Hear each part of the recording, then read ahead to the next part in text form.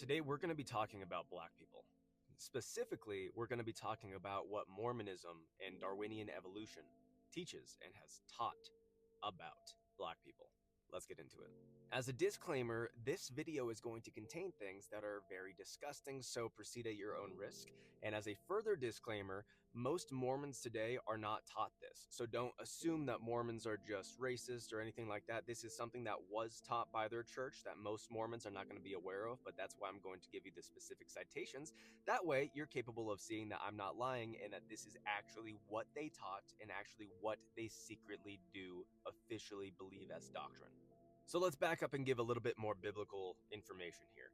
After the fall, we see that Adam and Eve had Cain and Abel, two sons.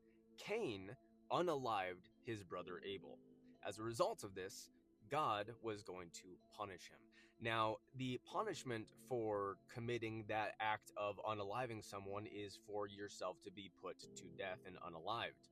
Cain did not want this to happen. Cain was scared, and Cain asked God, saying like, hey, if you banish me from this place, then whoever finds me is going to unalive me for what I've done.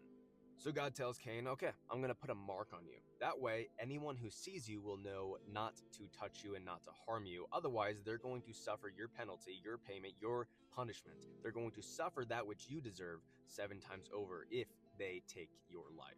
And so as a result of that, Cain did not get unalived for his transgression. Cain lived his life miserably, failing in almost everything that he did. So what was that mark? We don't know. We have no idea what that was. But we know what the Mormons teach it was. See, Brigham Young's, the second highest prophet of Mormonism, on March 8th of 1863 said, and I quote, "The Lord put a mark upon Cain, which was the flat nose and black skin." That quote can be found in the Journal of Discourse, Volume 10, page 110. So they teach that the mark of Cain was that Cain was turned into the first black person. It gets worse. See, Mormons believe in something called a pre-existence, which is where Elohim, their fake god, is having sex with all of his different goddess wives to create humans. And so they're having spiritual offsprings that are then sent to Earth for trials and for living a life. Now, in the pre-existence, there are some people who are on the fence where they didn't know if they should follow God or follow Satan. So the ones who were on the fence, or the ones who did follow Satan in the pre-existence, they were marked in a very specific way so that when they were sent to Earth, we would be able to visually identify them as being evil in the pre-existence. Those people, according to Brigham Young's, according to the Mormon Church, those people are descendants of Cain. So the teaching that Mormons have is that black people are black because in the pre-existence they were evil and God wanted us to be able to see that they were evil. So he gave them flat noses and black skin. That is incredibly disgusting, incredibly racist. And because they were evil in the pre-existence, God did not want them to be capable of receiving salvation. In other words, they were not allowed to become Mormons.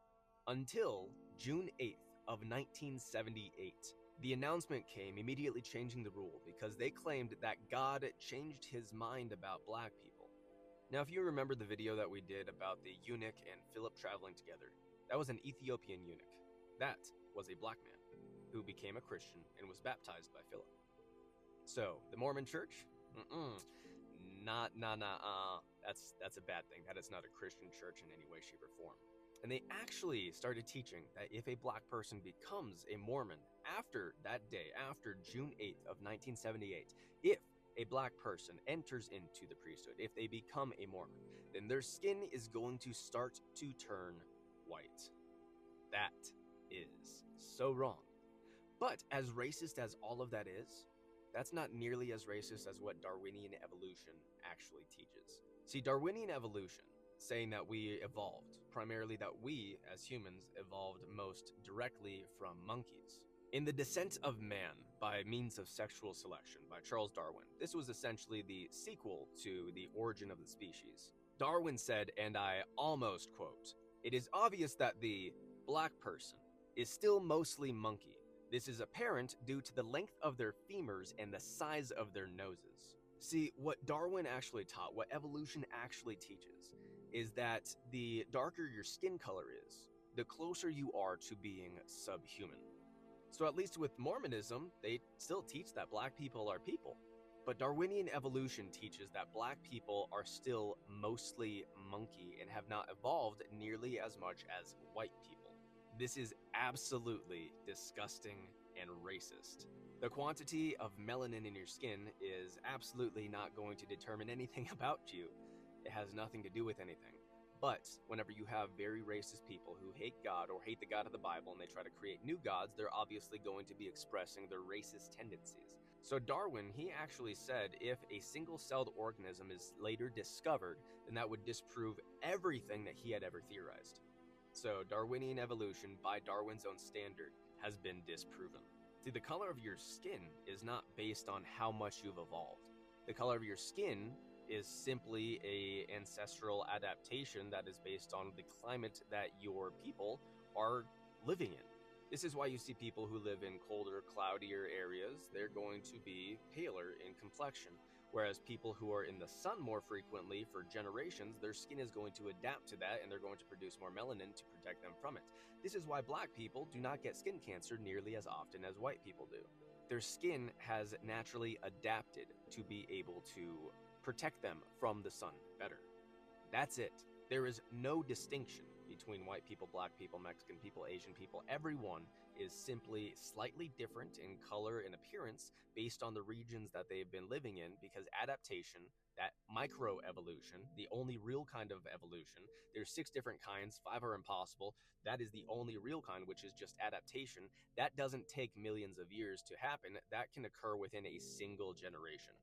I hope you found this interesting. If you're one of the people that is looking to support me in some way, I have now created a Patreon. So if you have any interest in that, it is patreon.com/taco_talks. There will be a link in my link tree in my bio, so feel free to go check that out if you are so inclined. But let me know what's next. Follow me on X. God bless.